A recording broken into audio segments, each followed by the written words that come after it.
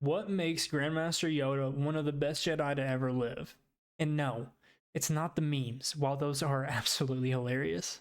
I've seen a couple polls bounce around different social medias about which Jedi Master gave the best advice. And I definitely think it was Yoda, and all the polls I've seen, after voting on them myself obviously, also confirm my belief. While I don't think Yoda was the best Jedi to ever live, he was just, in my opinion, a little pessimistic about a lot of things the Jedi were doing. Not only was he pessimistic, in my opinion, I think he was also just scared. I think Yoda really became afraid once he figured out that the Sith are back. Maybe they never even left. There was a lot going on in Yoda's life at that time, and remember, he just finds out that the Sith are alive. But then here comes a kid that they believe to be the chosen one, but he's a little too old and has a lot of attachments that the Jedi don't like.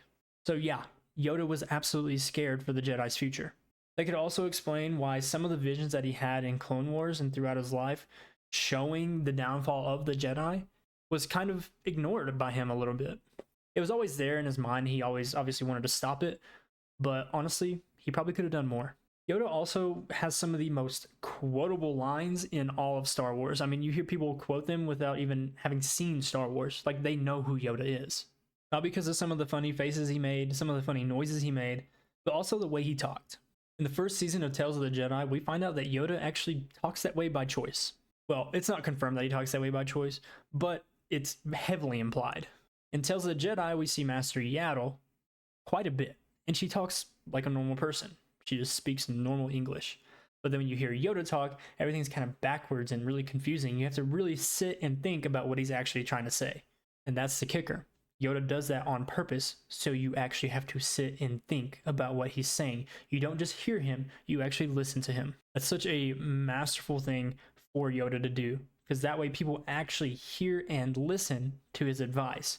A lot of times with Padawans, you see this so much with Anakin and Obi-Wan, they just hear something and it goes in one ear and out the other. With Yoda, when he speaks, if you actually don't sit and listen and try to think about what he's trying to say, you're just going to be super lost and confused.